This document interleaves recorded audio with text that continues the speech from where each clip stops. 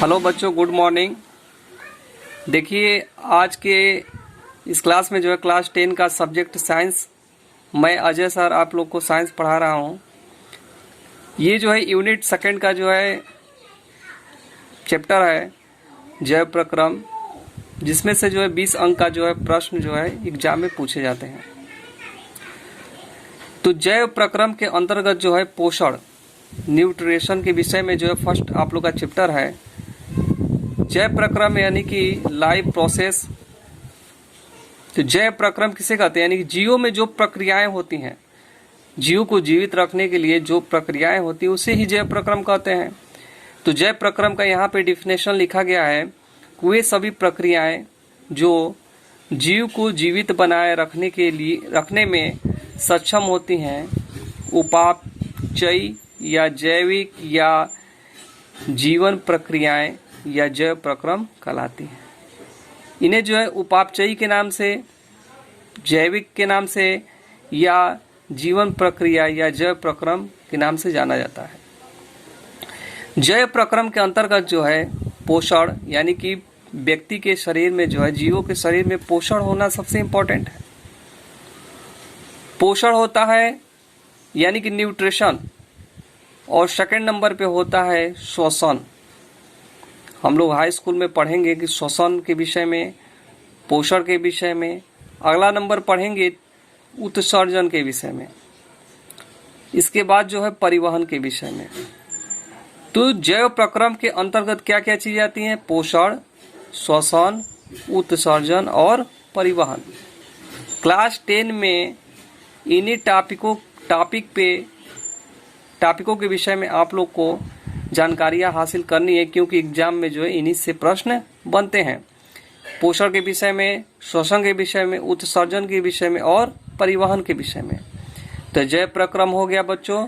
जैव प्रक्रम किसे कहते हैं? तो वे सभी प्रक्रियाएं जो जीवों को जीवित बनाए रखने में सक्षम होती हैं, उन्हें उपचयी या जैविक या जीवन प्रक्रियाएं या जैव प्रक्रम कहलाती है। इसके अंतर्गत क्या क्या आता है? श्वसन, पोषण, श्वसन, उत्सर्जन और परिवहन आते हैं। यहाँ पे जो उपापचयी क्रियाएं दी गई हैं, इनको दो भागों में बांटा गया है।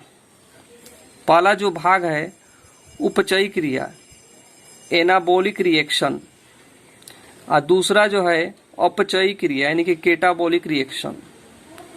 तो दो प्रकार के रिएक्शन होते हैं, एनाबॉलिक रिएक्शन और दूसरा जो है केटाबॉलिक रिएक्शन। तो जो उपचयी क्रियाएं होती हैं यानी कि एनाबॉलिक रिएक्शन, तो वे क्रियाएं जिसमें सरल कार्बनिक पदार्थ से जटिल कार्बनिक पदार्थ का संश्लेषण होता है,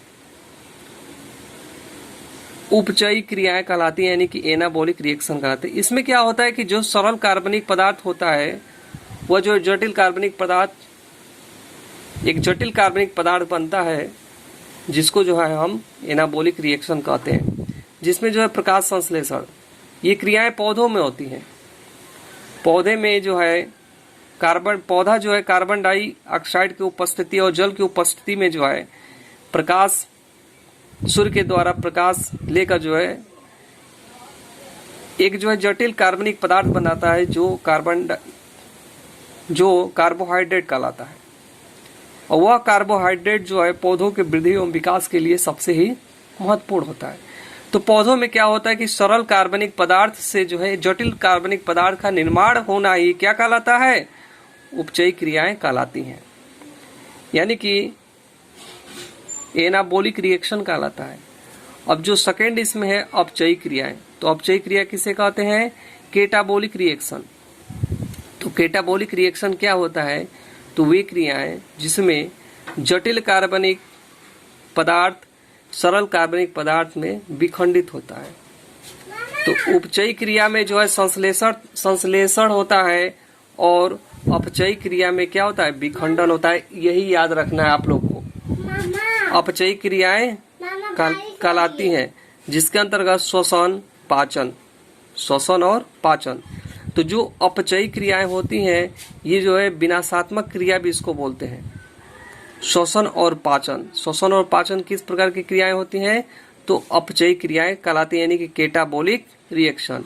इसमें क्या होता है, तो इसमें जो है जटिल कार्बनिक पदार्थ जो है सरल कार्बनिक पदार्थ में विखंडित हो जाते हैं।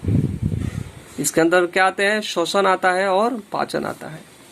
इसके बाद से जो है विकास की दृष्टि से मानव शरीर का मुख्य अंग तंत्र, यानी कि मानव में कौन कौन से अंग तंत्र पाए जाते हैं, उसके विषय में जो है ये 10 क्लास में हम लोग पढ़ेंगे। पहला इसमें पाचन तंत्र के विषय में, श्वसन तंत्र के विषय में, परिसंचरण तंत्र के विषय में और उत्सर्जन तंत्र के विषय में, और अगला जो नंबर है जनन तंत्र के विषय में। ये जो 5 टॉपिक के विषय में जो है हाई स्कूल में पढ़ना है। पाचन तंत्र, श्वसन तंत्र, परिसंचरण तंत्र और उत्सर्जन तंत्र और जनन तंत्र। इस प्रकार से जो है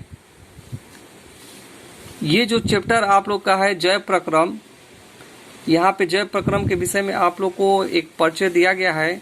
कल के वीडियो में जो है पोषण यानी कि न्यूट्रिशन के विषय में आप लोग को जानकारी दी जाएगी कि न्यूट्रिशन क्या होता है। तो आज के लिए इतना ही। अगले क्लास में जो है पोषण यानी कि न्यूट्रिशन के विषय में बताएंगे। तब तक के लिए धन्यवाद। Thank you.